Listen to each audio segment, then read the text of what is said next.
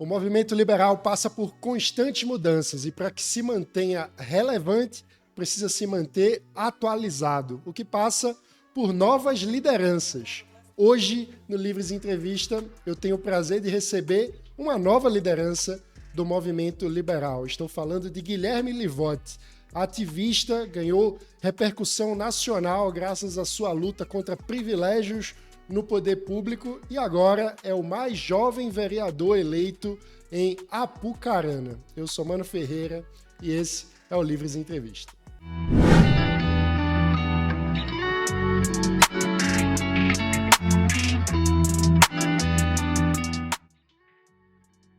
Guilherme Livoti, antes de mais nada, seja bem-vindo ao Livres Entrevista e muito obrigado por reservar um tempinho para conversar com a gente. Oi, Mano. Oi, pessoal do Livres. Eu que tenho a alegria de estar aqui participando hoje com vocês dessa entrevista. O Livres, que é um movimento que eu faço parte já há alguns anos e tenho bastante felicidade de contar com o apoio ao longo da campanha, ao longo dessa trajetória que se inicia também agora com um mandato de vereador. Maravilha, Livoti. Vamos contar a tua história do começo. Como é que você começa a se interessar por política e como que esse interesse começa a virar engajamento? Conta pra gente. Eu comecei a me interessar por política quando, desde criança, eu chegava em casa do colégio e via meu pai assistindo TV Câmara, TV Senado ou a TV Justiça quando estava tendo o julgamento do Mensalão. Então, desde cedo eu tive esse contato ainda que de leve com a política. E, inclusive, nas minhas formaturas do colégio, tanto no ensino fundamental e no médio, quando perguntavam o que eu queria ser quando crescesse, eu dizia que eu queria ser presidente da República. Algo que eu acho que mudou um pouco. Eu vi que minha vontade mesmo está dentro do poder legislativo e não do executivo, ao menos nesse momento. Mas, ao longo da minha adolescência, eu pude acompanhar a Lava Jato pela TV, entendendo ali o que dava naquele momento, que ainda era muito... E escolhi estudar economia em São Paulo para esse meio político. Entrei na faculdade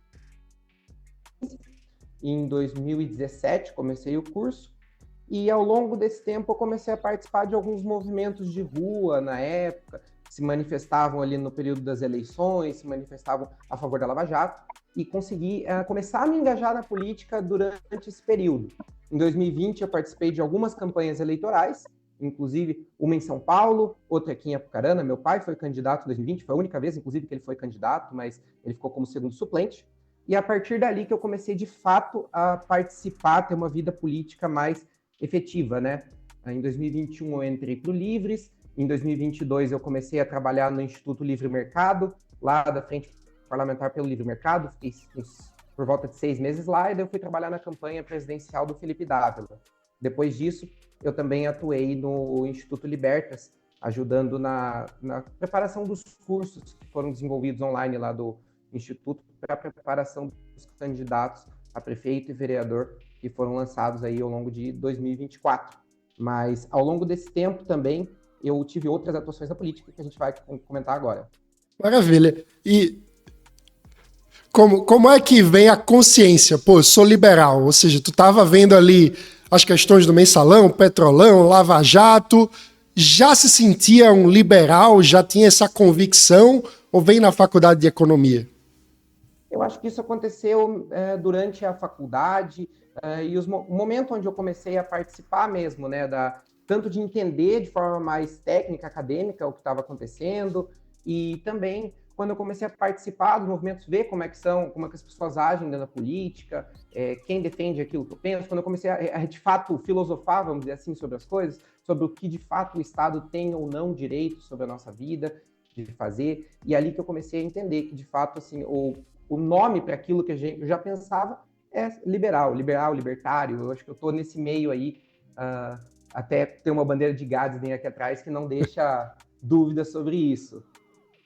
Pô, e eu acho que uma coisa que chama atenção, especialmente pensando em alguém que não tem convivência com o meio político, tu é super jovem e tu já falou de diversos engajamentos aí, via Livres, via campanha presidencial, via um instituto partidário que faz formação de lideranças. Conta um pouco, pensando em alguém que pode estar assistindo esse conteúdo e nunca se imaginou em entrar na política e muitas vezes olha para a política e pensa, só tem espaço para quem já tem muitas conexões, para quem é filho de alguém poderoso, para quem já nasceu em berço de ouro. Não é bem assim, né? Conta como que essas oportunidades começam a surgir uma vez que você começa a se engajar. Olha, eu acho que o começo da pessoa na política, ela está muito ligado a esses movimentos, sabe? Eu preciso citar, né, o Livres, o Students for Liberty, o JL, como movimentos que, de fato, me ajudaram a entrada na política, começar a ter principalmente network, que é algo fundamental para a gente começar a aparecer e ser reconhecido valor. Mas uma coisa até que eu estava conversando que eu consegui fazer, que deu certo nessa trajetória até o momento, foi fazer constantemente coisas que outras pessoas às vezes não estão dispostas a fazer. Então, assim, foram muitos fins de semana que eu passei estudando o portal da transparência, analisando como que a gente deve fiscalizar, como que a gente deve fazer as coisas, para conseguir aos poucos construir uma credibilidade, ser reconhecido no movimento liberal. Eu fui reconhecido no movimento liberal antes de ser reconhecido na minha cidade, e daí, ao longo do tempo, algumas vitórias, muitas derrotas, consegui construir uma quantidade de serviços prestados, vamos dizer assim, para de fato conseguir chegar numa eleição, ter credibilidade para captar um montante relevante para a eleição que nós conseguimos, fazer uma campanha com recursos dentro daquilo que a gente esperava, de fato, e conseguir também, com 25 anos, ser eleito o mais jovem da cidade, com 2.112 votos, a terceira maior votação entre os eleitos, mas a quinta no geral, porque aqui aconteceu um fenômeno diferente, onde o candidato a vereador mais votado não foi eleito, porque o partido dele, o Partido dos Trabalhadores, não fez a cadeira, mas ele fez pouco mais de 200 votos, mais que eu, 300 votos, eu acho. Então também não foi uma votação tão diferente, sabe? Ele fez 2.400, nós fizemos 2.112, o vereador com menos votos acho que está na casa de 1.200. Então nós conseguimos fazer uma votação bastante expressiva, acho importante deixar isso claro, porque às vezes as pessoas estão em cidades maiores e não têm essa dimensão. Foi uma surpresa, nós mirávamos 1.500 votos, conseguimos chegar em 2.100. Mas o ponto que eu acho que é importante colocar, e eu gosto bastante de trazer essa discussão dentro do movimento liberal, é que apesar de reconhecer a importância, né, dos grupos de estudo, de analisar os livros mais filosóficos, econômicos e tal, eu acho que é muito importante a gente também, quem quer participar da política, quem quer começar na vereança, ou um dia, enfim, ser deputado, ter o pé na realidade de o que é a política brasileira, sabe?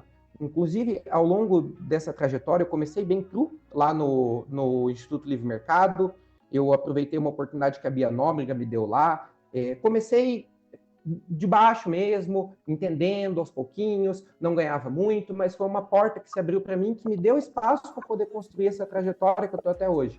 E chegar, por exemplo, no trabalho, quando eu estava lá no Libertas, e ter alguns colegas que falavam, olha, gosto muito da forma como você coloca algumas coisas, porque você, por viver dentro de Câmara Municipal, indo atrás, fiscalizando, participando de audiência pública, você traz um contato com a política do dia a dia, com a real política, que o pessoal fala. Então, acho que é importante para quem quer participar das coisas, ir lá em gabinete, conversar com o vereador, conversar com vereadores do movimento liberal, outros que não são, para entender também como eles pensam, como que são as práticas, as atitudes, e entender como que a gente pode trazer aquela teoria, tá, mas a gente defende a transparência, mas, poxa, o que um vereador pode fazer no sentido de transparência? Como que o sistema se defende de projetos que trazem transparência? O que a gente pode usar para argumentar contra isso? Né? Isso eu já estou falando no âmbito de um vereador eleito, mas como cidadão. Poxa, qual que é a diferença da fiscalização que um vereador pode fazer para que você pode fazer como cidadão? Você sabia que, no geral, a diferença dessa atuação está nas CPIs, nas comissões de inquérito? O resto, pedir informação, o cidadão pode via lei de acesso à informação e o vereador pode via requerimento. Solicitar melhoria, algum problema, um buraco na rua, uma situação assim, você pode via lei de usuário de serviço público. Acessar os documentos, se o portal da transparência não estiver bem completo, ou de qualquer forma, mesmo que não queira usar o portal da transparência, tem diversos sites vinculados ao governo federal e alguns sistemas de transparência federais que fazem com que você possa acessar uma quantidade enorme de dados sobre a sua cidade sem nem precisar abrir o portal da transparência da prefeitura.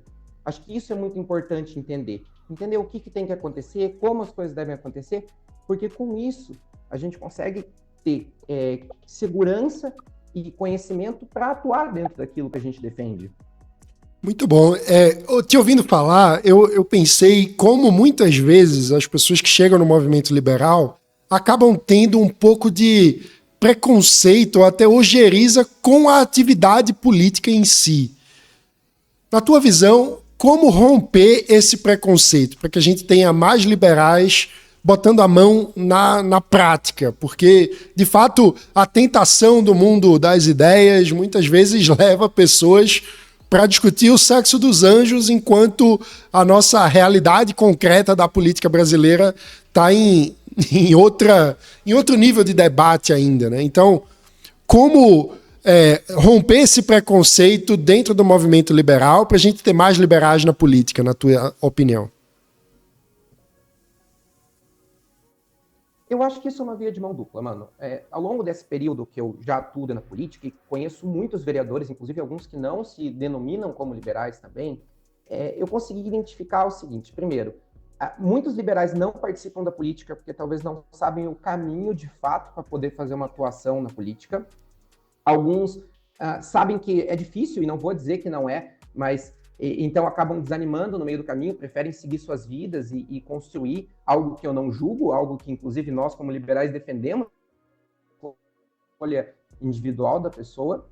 E também eu acho que nós do movimento liberal precisamos, acho que traduzir um pouco mais aqueles pensamentos que nós temos para a realidade, sabe, para o dia a dia. Porque, como eu disse, eu conheço muitos vereadores, alguns que não se denominam liberais, mas quando a gente começa a conversar com eles, a gente vê que as práticas deles são práticas de pessoas que estão ali defendendo a transparência, o respeito pelo dinheiro público, que é tomado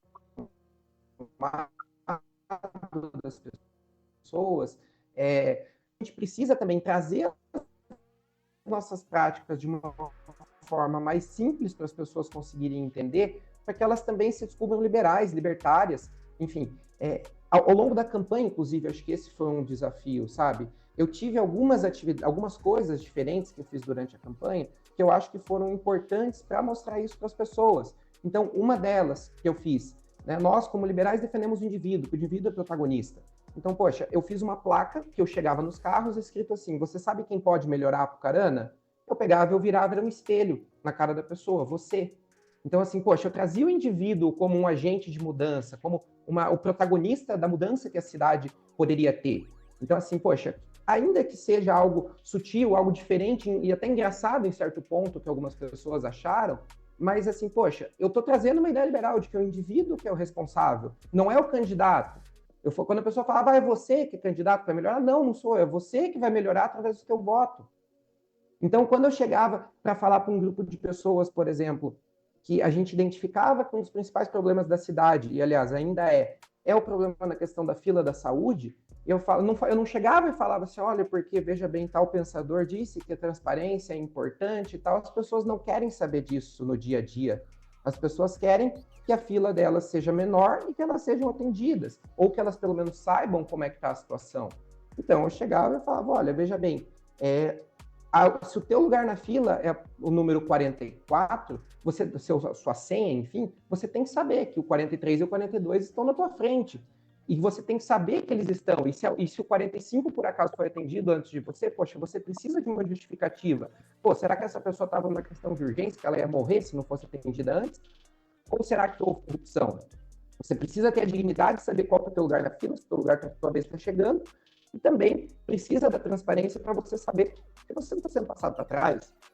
Então, veja, eu falava isso nos meus discursos e as pessoas conseguiam entender. Aqui na minha cidade, até hoje, por exemplo, as pessoas têm alguns problemas com relação à saúde, do protocolo para fazer um exame, uma cirurgia, está num papelzinho.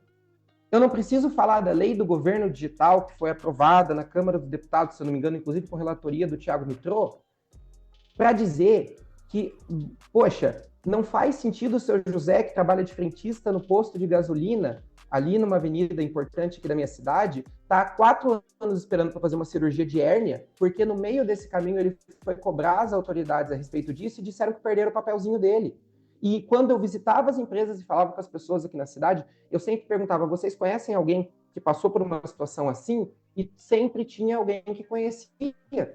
A gente não precisa falar da lei do governo digital, nós precisamos dizer, olha, não faz sentido se você tem o WhatsApp no teu celular, que a prefeitura mantenha a tua saúde em um papelzinho que pode ser rasgado, perdido ou queimado. Não faz sentido, isso é a tua dignidade. E quando eu acho essas ideias para algo que elas conseguem sentir no dia a dia, a gente consegue fazer com que as pessoas acreditem nas nossas ideias e também, eventualmente, se interessem mais e queiram, de fato, ser liberais, estudam, de fato, a filosofia. Mas acho que a gente primeiro precisa mostrar como que o que a gente defende vai mudar a vida das pessoas.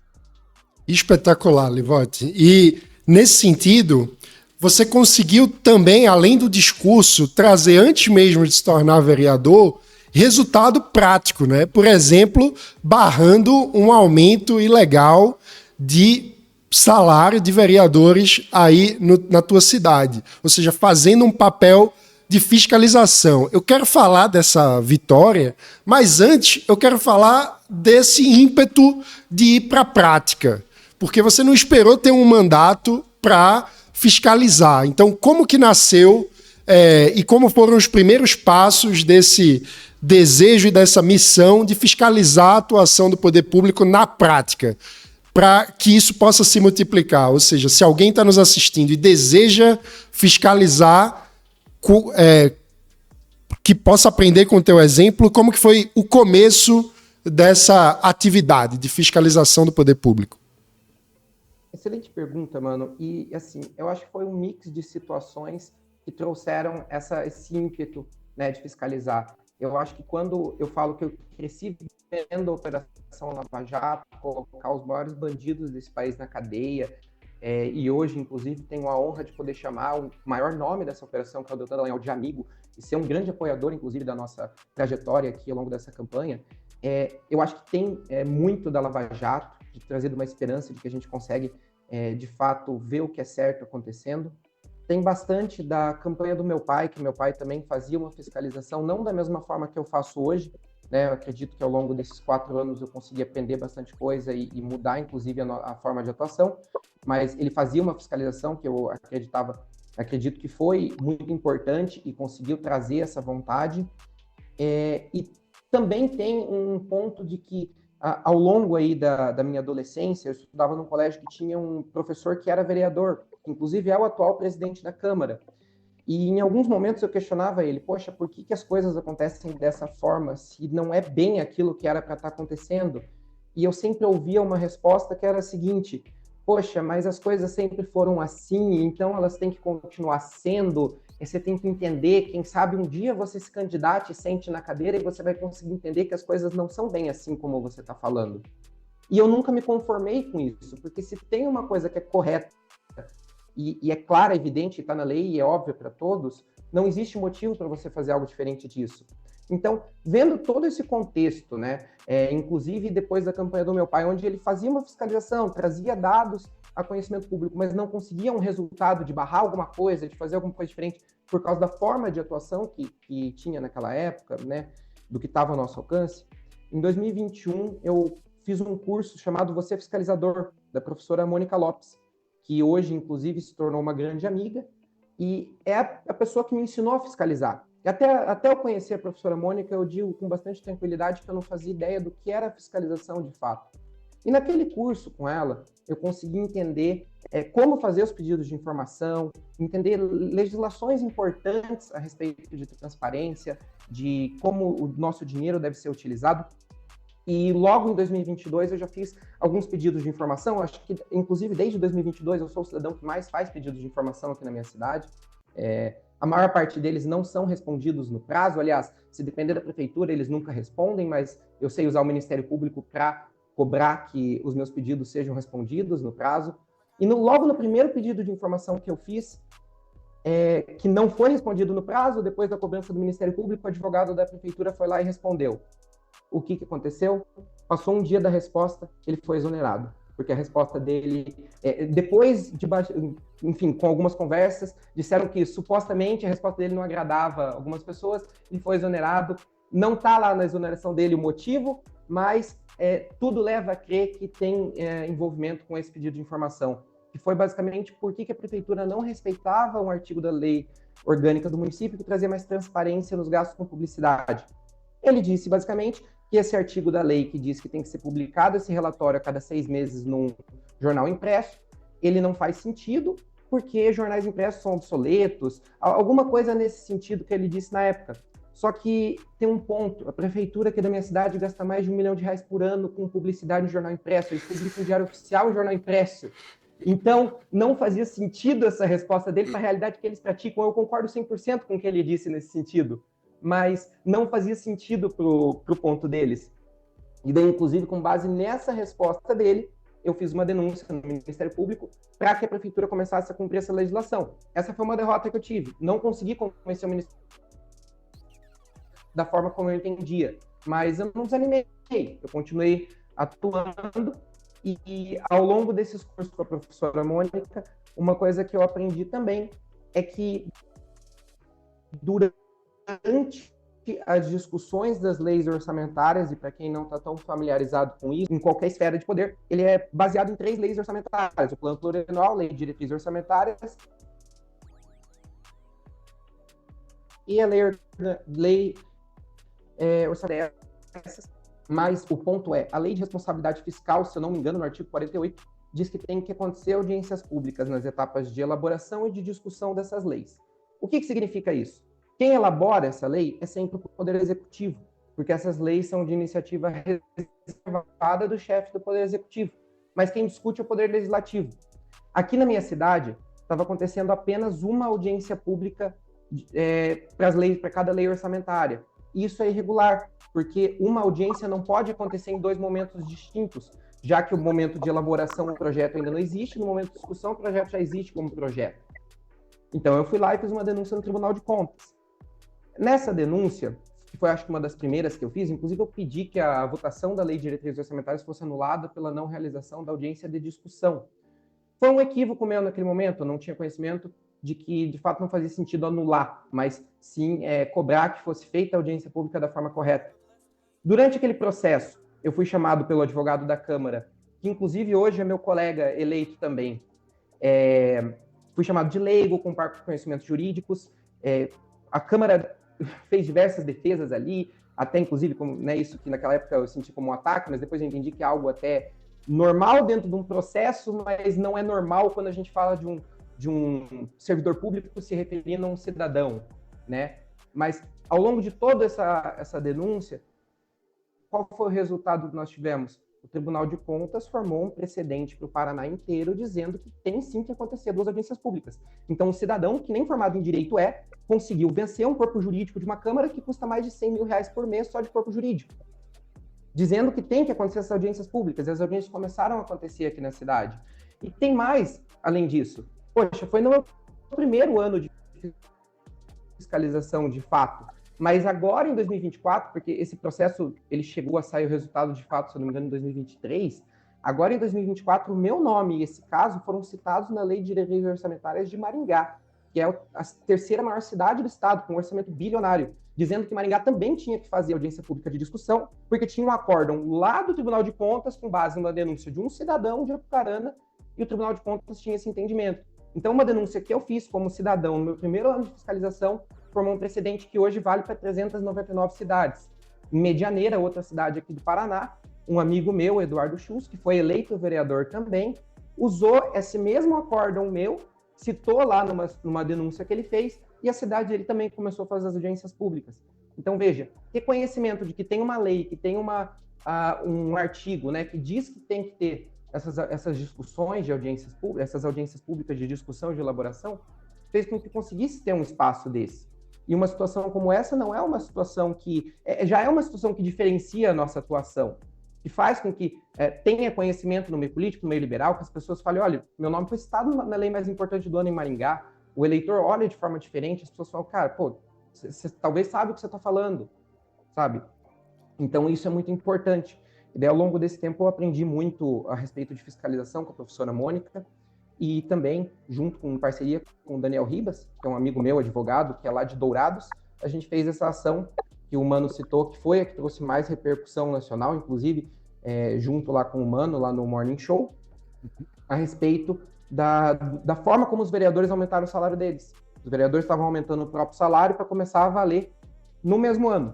Aí trazendo, inclusive, aquela forma simplificada que eu gosto de explicar as coisas, eu expliquei durante a eleição para as pessoas.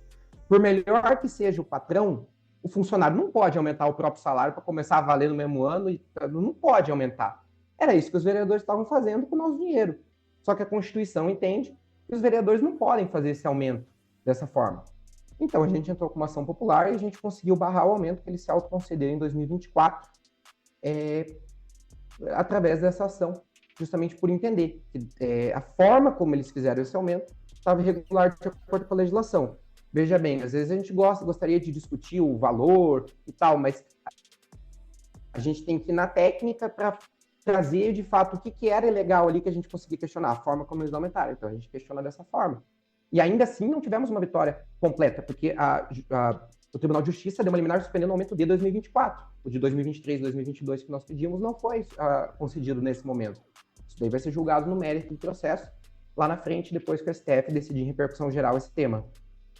Espetacular, Livote. É muito inspirador ver o teu trabalho na prática, fazendo diferença e trazendo repercussão ao longo de todo o estado do Paraná e também nacionalmente. Eu fico muito feliz também de ter ajudado a expandir essa repercussão lá no Morning Show, na Jovem Pan. E como é que foi a repercussão dessa dimensão nacional que o caso tomou aí em Apucarana? Então, mano, na verdade, essa situação trouxe um sentimento que eu não tinha visto ainda na cidade.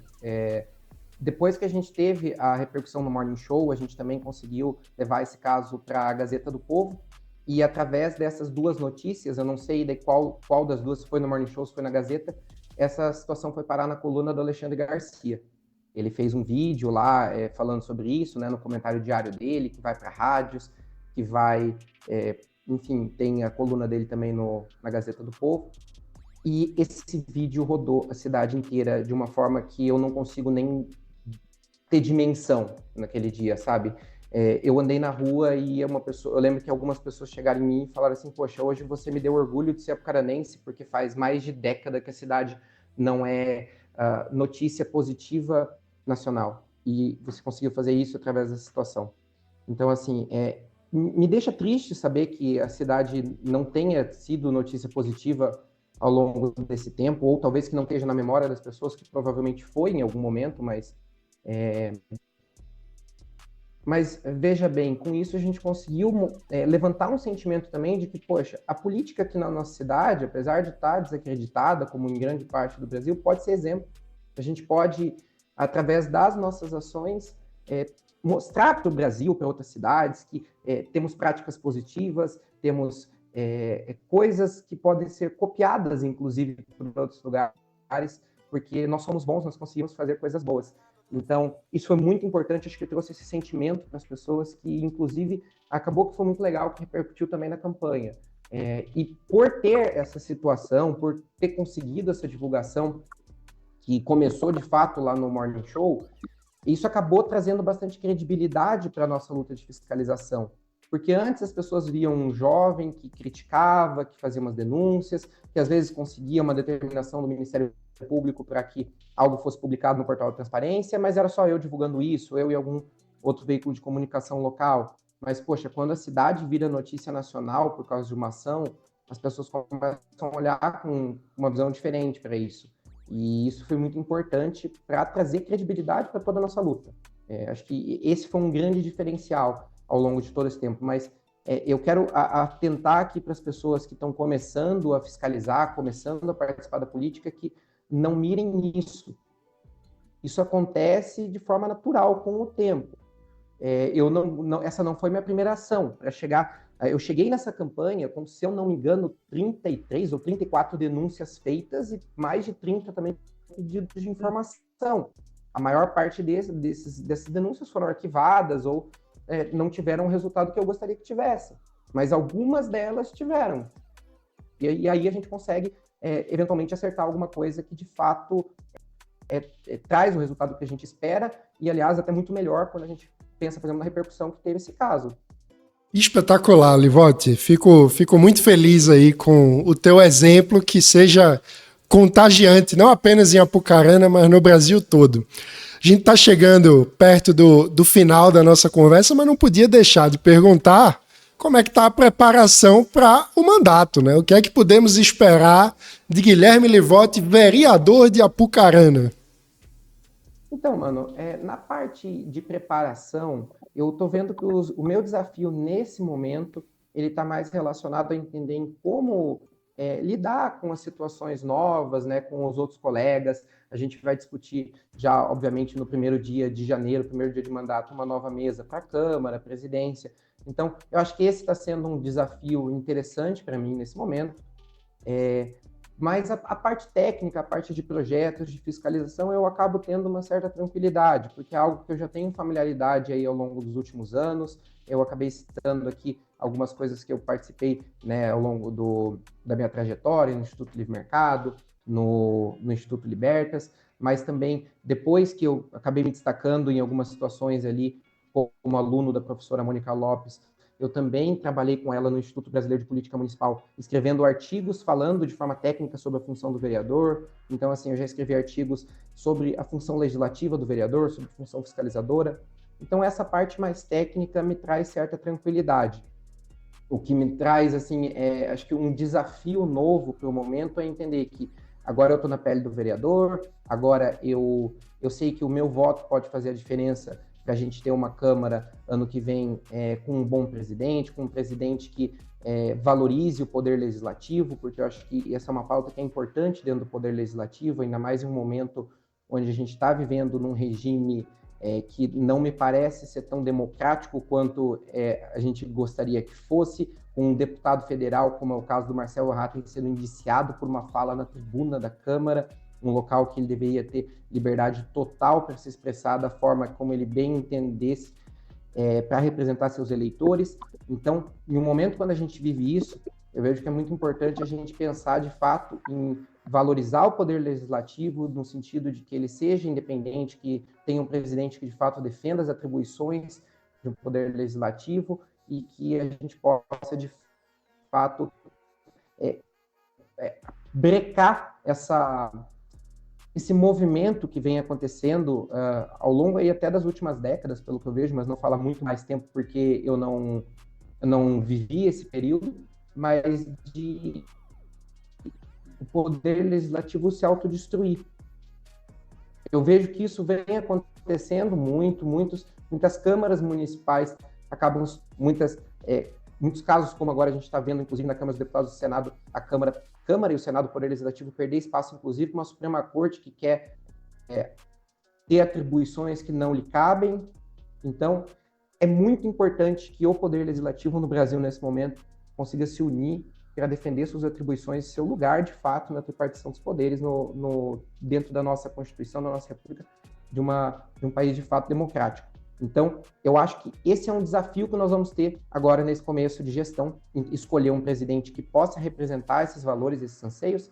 Não devo me colocar como candidato, quero começar a entender ainda também a função do vereador ali na prática, dentro de fato, para poder, quem sabe, assumir esse desafio em um outro momento. Mas um desafio que eu estou entendendo que vai ser importante nesse momento. Mas já tenho muitas ideias sendo colocadas em prática, tanto que se não fosse assim eu nem teria sido candidato.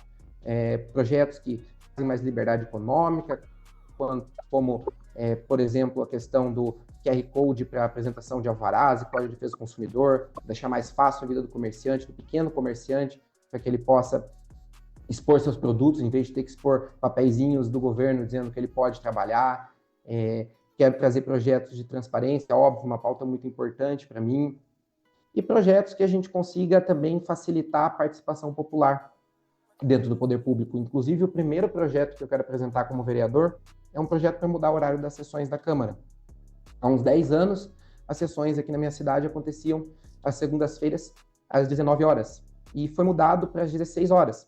É bem verdade que, em alguns testes que foram feitos à noite, a população não participou tanto quanto a gente gostaria. mas eu entendo que é importante, por se tratar de uma sessão por semana e por ser uma demanda de algumas pessoas aqui na cidade, que a sessão seja à noite. Porque às 4 horas da tarde, num local onde sequer tem estacionamento direito para as pessoas pararem, fica difícil que as pessoas participem, acompanhem e cobrem os políticos. Mas às 19 horas, sendo uma vez por semana só a sessão, acredito que faz mais sentido para que as pessoas possam acompanhar mais de perto os debates e como que a Câmara está se movimentando aqui na cidade. Isso faz sentido, se a transparência e a participação popular condizente com tudo aquilo que eu venho defendendo e acredito. Então, já quero trazer essa pauta já no começo do mandato, para que as pessoas possam acompanhar de perto, desde o comecinho, o que a gente vai estar fazendo. Espetacular. E certamente várias boas práticas do Caderno de Políticas Públicas também terão a oportunidade de serem implementadas aí em Apucarana. Livotti, muito obrigado por essa conversa, sucesso nesse mandato. Conte com o Livres, porque o Livres conta com você. Muito obrigado, Mano, muito obrigado, pessoal do Livres. Saibam, para finalizar aqui, que vocês, militantes, pessoas que estão assistindo aqui, que têm interesse também, inclusive, pelo movimento liberal e não fazem parte ainda, entenda que você pode fazer a diferença, você consegue fazer muita coisa mesmo sendo só um cidadão, uma cidadã, só que você precisa buscar conhecimento. Tem uma parte que, vamos dizer assim, é um pouco chata, eu gosto dessa parte, mas eu sei que não é para todo mundo legal, que é, de fato, entender, analisar uma lei de responsabilidade fiscal, analisar uma lei de acesso à informação, analisar a lei orgânica do teu município e entender onde tem mecanismos que você pode usar para poder fazer o sistema caminhar do jeito certo, para você poder começar a trabalhar, ter credibilidade. E se você tem a vontade de chegar onde eu cheguei por enquanto, que é como vereador na tua cidade, daqui a 4 anos, comece agora.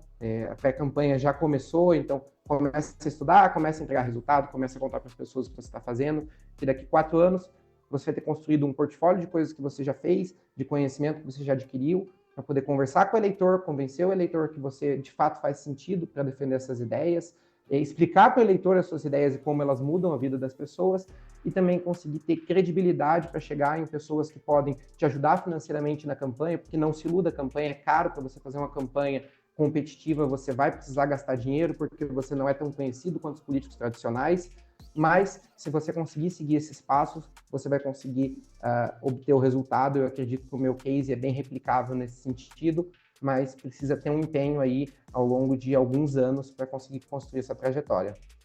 E trocar experiência é sempre muito enriquecedor, por isso seja também um associado do Livres lá no nosso site, eusolivres.org/participe. Você pode se tornar um associado e aí participar dos nossos ciclos de formação, encontros todos os meses, trazendo uma troca de experiência para enriquecer a sua atuação política. Guilherme Livotti, muito obrigado por essa conversa aqui no Livres Entrevista. Obrigado, estou à disposição.